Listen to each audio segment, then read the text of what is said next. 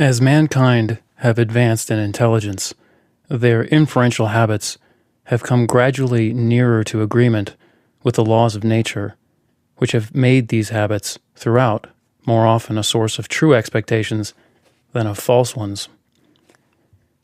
The forming of inferential habits which lead to true expectations is part of the adaptation to the environment upon which biological survival depends.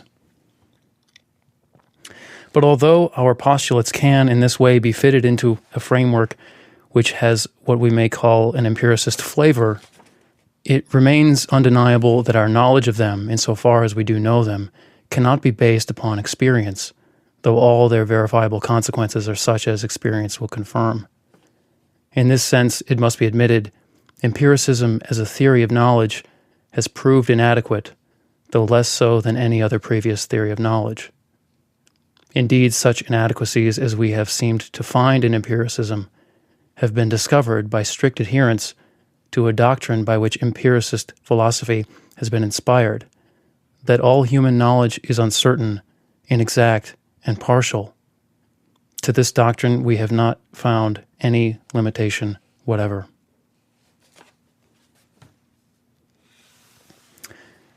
This is Retraice. It's September 7th, 2020, a Monday. That was Bertrand Russell from his Human Knowledge, Its Scope and Limits, first published in 1948. Retraice is a private company started by individuals who want to do a certain kind of work. Retraice has no other financial backers. It's as independent as a new company can be. The kind of work we do is a response to the question, what's going on out there?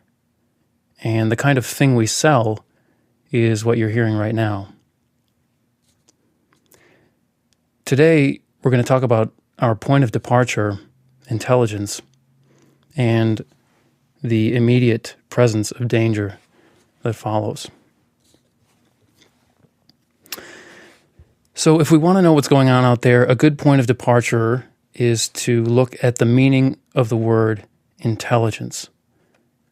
For our purposes, we can distinguish at least three ways the word is used: natural intelligence, artificial intelligence, and what we might call strategic intelligence.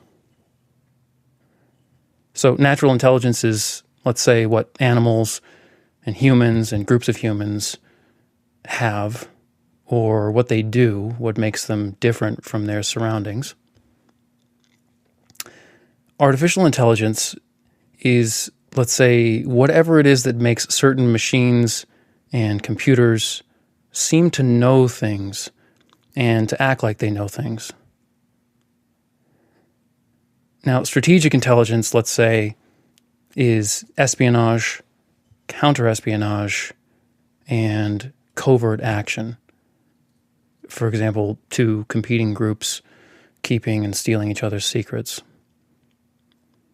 We can justify using the term strategic intelligence by pointing out that the precursor to the American CIA, built during World War II by William Donovan, was called the Office of Strategic Services, an organization that conducted espionage, counter-espionage, and covert action.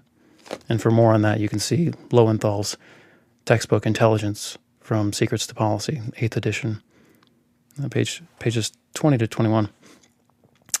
We'll reluctantly adapt the term, strategic intelligence to cover all of these phenomena and to distinguish them from natural and artificial intelligence. And it's important to note that strategic intelligence is not the exclusive domain of government entities. Each kind of intelligence, natural, artificial, and strategic, is powerful, and each can make use of, if not subordinate, the other two. But they seem, at a glance, to be very different from each other. So let's make that glance.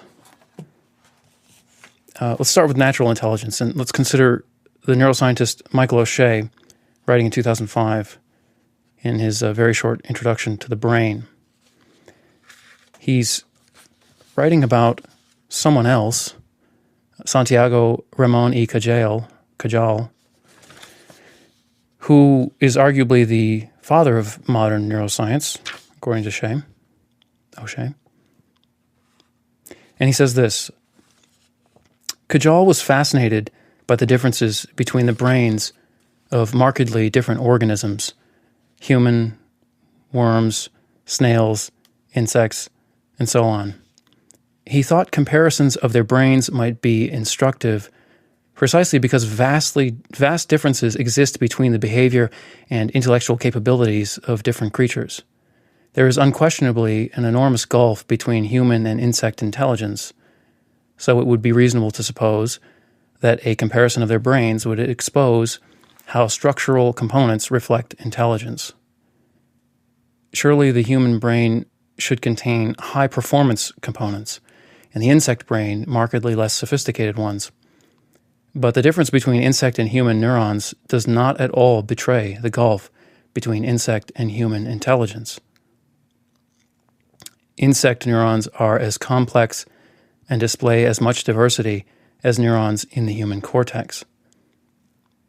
Brains of the most advanced insects, honeybees, have about 1 million neurons, snails about 20,000, and primitive worms, nematodes, about 300. Contrast these numbers with the 100 billion or so that are required for human-level intelligence. But the individual neurons of simple organisms operate with the very same electrical and chemical signaling machinery found in today's most advanced brains. Like it or not, the astonishing conclusion from comparative studies is that the evolution of our brains, capable of such extraordinary feats, did not require the evolution of superneurons. The basic cellular components of mental functions are pretty much the same in all animals, the humble and the human. So much for natural intelligence. What about artificial intelligence? Let's listen to the philosophers Paul and Patricia Churchland, and they're writing in the year 2000 in a foreword to the second edition of Johnny von Neumann's The Computer and the Brain. Here's what they say. It is the acquired global configuration of those many millions, nay trillions, of synaptic connections that embodies whatever knowledge and skills the brain may have acquired. And it is those same synaptic connections that so swiftly perform the computational transformations upon any axonal inputs, from the senses, for example, that arrive at their collective doorstep. This yields both the speed and the freedom from recursively amplified errors that von Neumann deemed essential. It must quickly be said, however, that this decisive insight does nothing to dim the integrity of his digital and serial technologies, nor does it dim our hopes for creating artificial intelligence. Quite the contrary. We can make electronic versions of synaptic connections, and eschewing the classical von Neumann architecture, we can create vast parallel networks of artificial neurons, thus realizing electronic versions of the shallow depth but extraordinary breadth computational regime evidently exploited by the brain. These will have the additional and most intriguing property of being roughly 10 to the sixth times faster overall than their biological namesakes, simply because they will have electronic rather than biochemical components. This means many things. For one, a synapse-for-synapse electronic duplicate of your biological brain could enjoy, in only 30 seconds, a train of thought that would consume a year's time as conducted by the components within your own skull. And that same machine could enjoy in a half an hour an intellectual life that would consume your entire 70 years if conducted within your own brain. Intelligence clearly has an interesting future.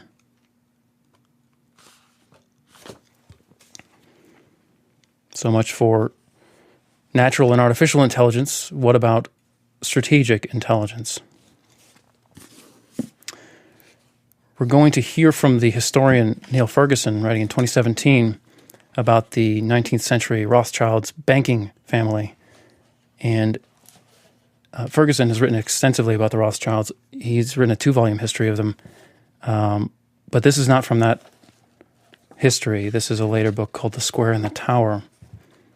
And we're going to, it's worth quoting him at length to get a feel for strategic intelligence. One of the crucial ways in which the Rothschilds endeared themselves to the political elite, as well as outdoing their business competitors, was by having an exceptional intelligence and communications network.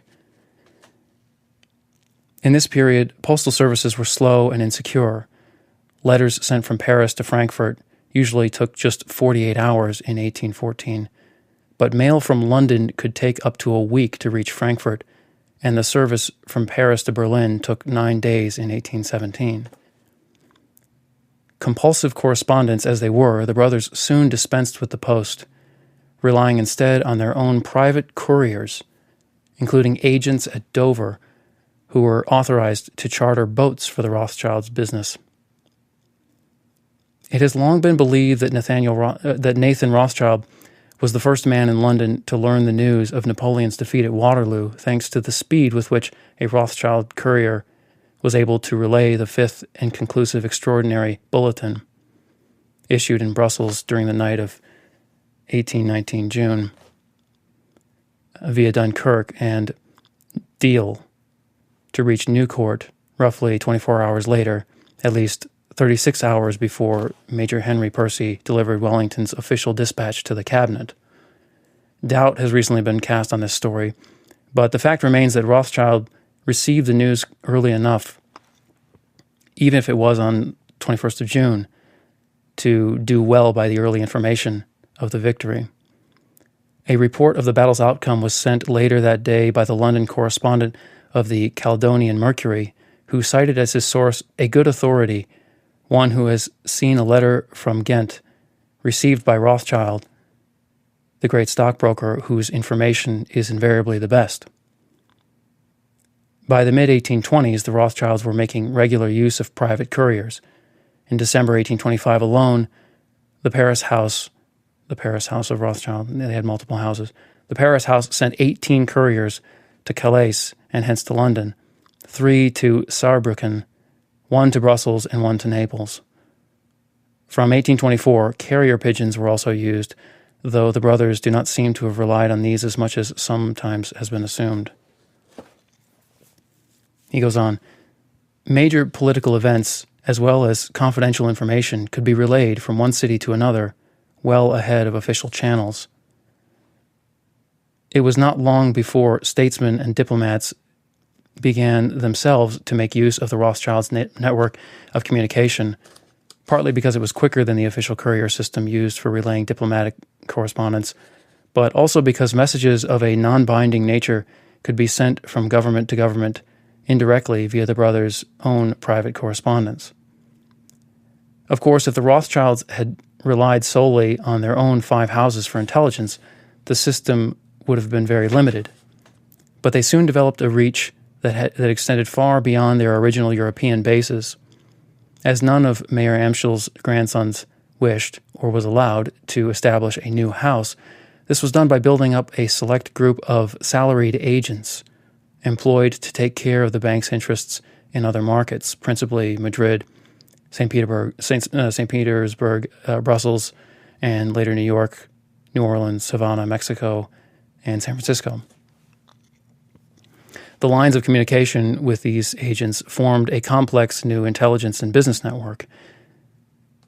Men such as August Belmont in New York or Daniel Weisweiler in Madrid inevitably enjoyed considerable autonomy because of their remoteness and their greater local knowledge. However, they always remained Rothschild agents, first and foremost, and were not allowed to forget it. Nor was this network of formal influence all. Of comparable importance was the larger but looser network of links to other banks, as well as to stockbrokers, central banks, and financial newspapers.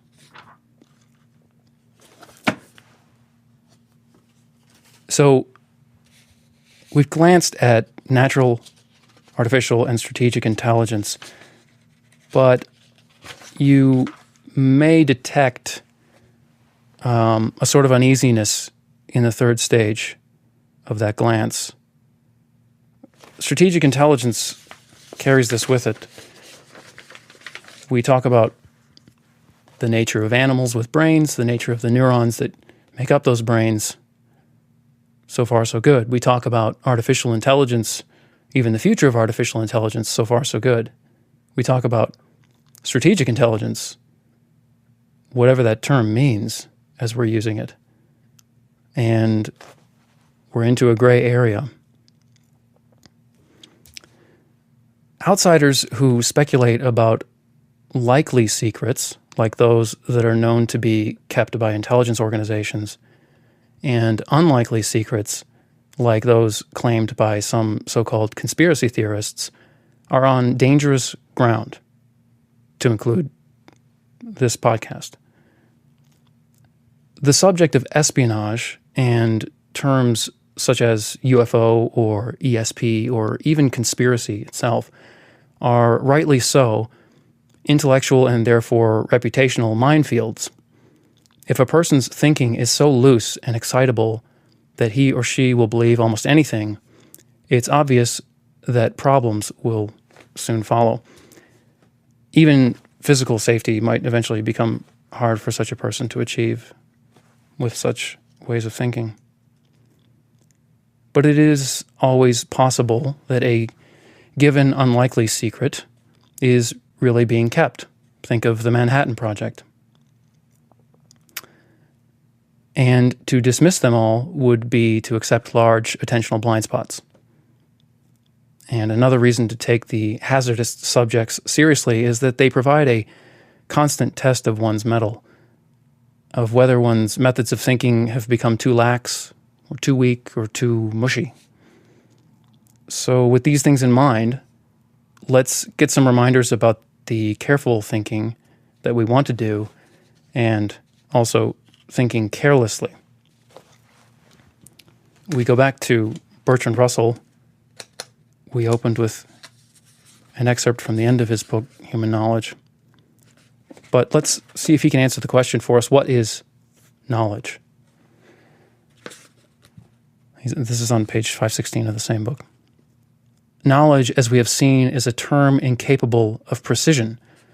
All knowledge is, in some degree, doubtful, and we cannot say what degree of doubtfulness makes it cease to be knowledge any more than we can say how much loss of hair makes a man bald. It's a good way to remember it. Well, what about evidence? If we're going to move through all of the reminders, the guardrails or lack thereof, we start with the term knowledge. What about evidence? Paul Horwich has a book published in 1982, Probability and Evidence. And in his first chapter on methodology, he explains his purposes this way. The book's purpose is to explore scientific methodology in light of the obvious, yet frequently neglected, fact that belief is not an all-or-nothing matter, but is susceptible to varying degrees of intensity. More specifically, my main object is to exploit this fact to treat certain well-known puzzles in the philosophy of science, such as the problem of induction and the paradox of confirmation, as well as questions about ad hoc postulates, the tenability of realism, statistical testing, the relative merits of prediction and accommodation, a special quality of varied data, and the evidential value of further information. My second aim is to display the extent to which diverse elements of scientific method may be unified and justified by means of the concept of subjective probability. All right, there's a lot packed into that excerpt, and there's no need to unpack it. The point is that we have the reminder that belief is not an all-or-nothing matter. It is not whether you believe something or don't. It is a matter of varying degrees of intensity, and that there is a counterpart to that obvious fact, and it might be captured by the idea of using subjective probability. Okay, so that's a brief glance at evidence. What about the ultimate failure, a logical fallacy? C.L. Hamblin wrote in 1970 a book by that name, Fallacies, and he'll just give us a brief reminder of what a fallacy is at the beginning of Chapter 7. A fallacy is a fallacious argument. Someone who merely makes false statements, however absurd, is innocent of fallacy unless the statements constitute or express an argument. In one of its ordinary uses, of course, the word fallacy means little more than false belief, but this use does not concern us. In logical tradition, a fallacy may be made up even out of true statements if they occur in proper form. That is, if they constitute or express an argument that seems valid but is not. An argument that seems valid but is not.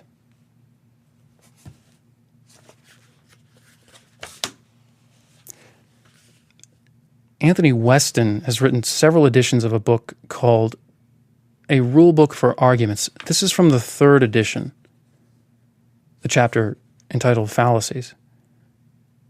He says there are 2 great fallacies, and I don't think he means that there are 2 big ones and then a bunch of small ones. I think it could be properly interpreted as 2 categories of fallacy, although Hamblin, who we just heard from, will have lots more to say about that to us in the future. But this is from the 3rd edition, page 71. One of our most common temptations is to draw conclusions from too little evidence. For example, if the first Lithuanian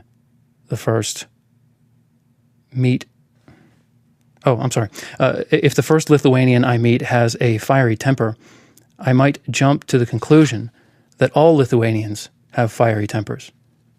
If one ship disappears in the Bermuda Triangle, the National Enquirer proclaims the Bermuda Triangle haunted. This is the fallacy of generalizing from incomplete information. And then he goes on to tell us the second great fallacy. A second common fallacy is overlooking alternatives.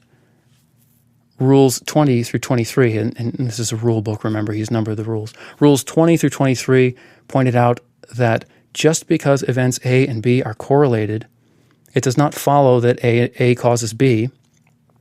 B could cause A, something else could cause both A and B. A may cause B and B may cause A, or A and B might not even be related. These alternative explanations may be overlooked if you accept the first explanation that occurs to you. Don't rush. There are usually many more alternative explanations than you think.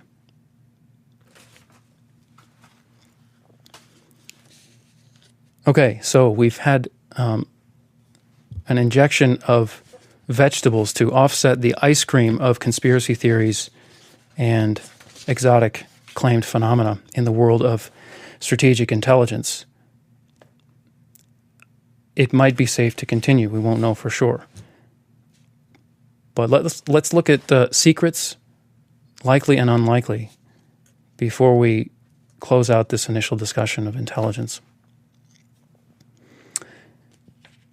There's an astronomer turned computer scientist named Jacques Vallée, and he's written a lot about UFOs, or the UFO phenomenon, because he doesn't necessarily accept any particular explanation of what they are or if they are anything tangible.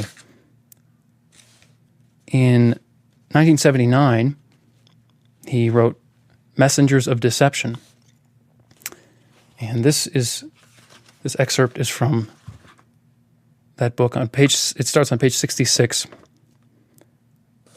The handwriting on the walls of the Paris subway ranges from the slogans of Maoism to the profanity of scatology, and I do not ordinarily spend much time studying it. However, when I found the scribbled announcement that the Lord is an extraterrestrial, allegedly emanating from a mysterious order of Melchizedek, I had to stop and take notice. I had urged scientists to do serious research on the phenomenon of UFOs before it was swept away by fanaticism. If I had been asked to name the part of the world where fanatical saucer sects might arise, I would have said California, without a second thought. In Los Angeles, perhaps, or in some commune near Mendocino, in a small town on the edge of the Mojave Desert, near the hills where Adamski claimed to have met his Venusians. Certainly not in Paris, not in the subway, in full view of hundreds of thousands of men and women who walked by this yellow poster every day, carrying serious, rationalistic, cynical newspapers like Le Monde under their arms.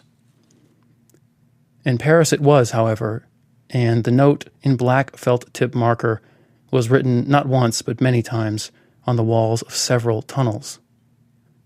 The work of some insane person? Perhaps. But the signatures suggested a group, an organization, the Order of Melchizedek. I decided to investigate.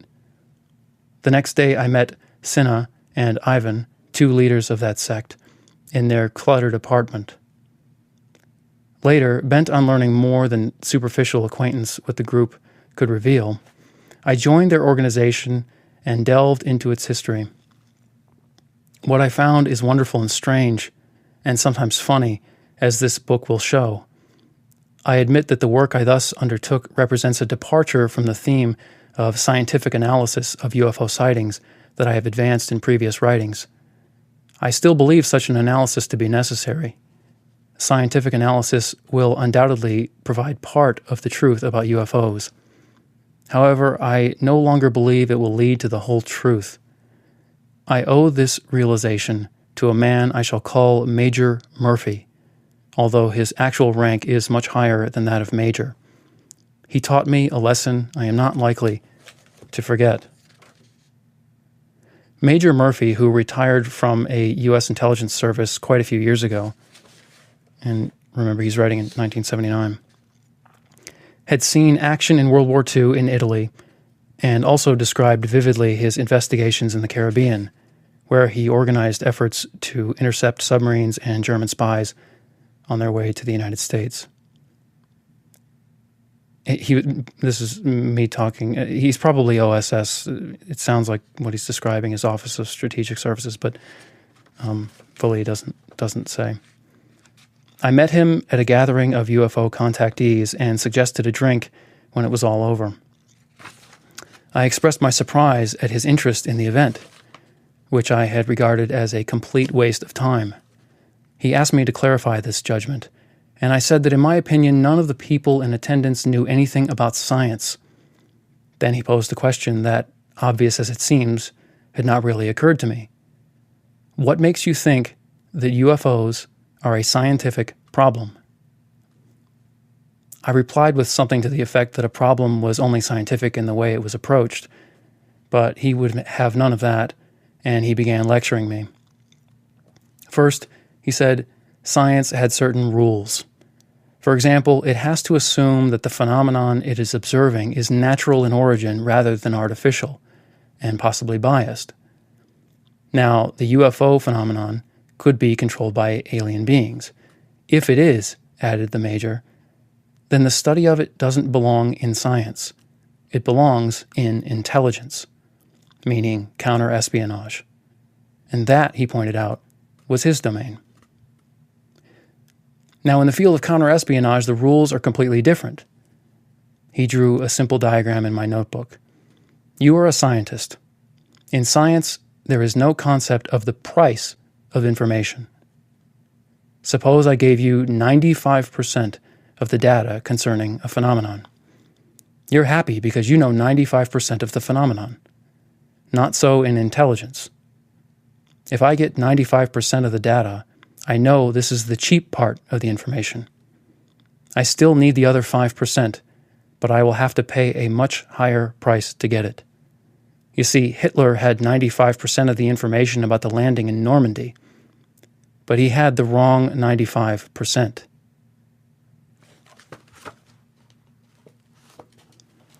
We're deep into the danger zone whenever we talk about UFOs, so let's leave that subject there. What about deception? Fallay's book was called Messengers of Deception. Let's return to a more worldly kind. This is from Cynthia Grabo, a book called Anticipating Surprise, 2002. This is page 119, chapter 7. The Problem of Deception. Confidence that a study of history and of techniques and principles of indications analysis, she's an intelligence analyst, by the way, confidence that a study of history and of techniques and principles of indications analysis will enable us to come to the right judgment of the adversary's intentions fades as one contemplates the chilling prospect of deception. There is no single facet of the warning problem so unpredictable and yet so potentially damaging in its effects as deception. Nor is confidence in our ability to penetrate the sophisticated deception effort in any way restored by a diligent study of examples. On the contrary, such a study will only reinforce a conclusion that the most brilliant analysis may founder in the face of deception, and that the most expert and experienced among us, on occasion, may be as vulnerable as the novice.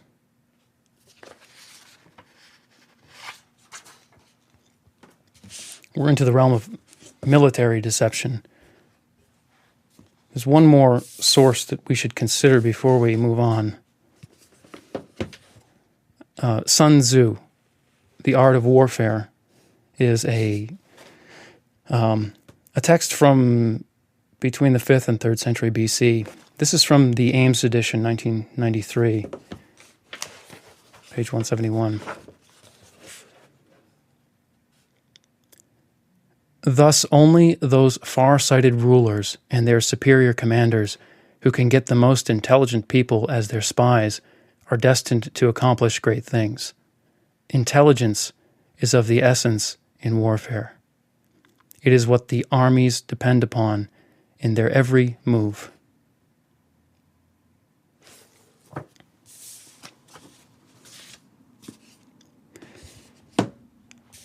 That wraps up our initial discussion of our point of departure, intelligence and its three kinds: natural, artificial, and strategic.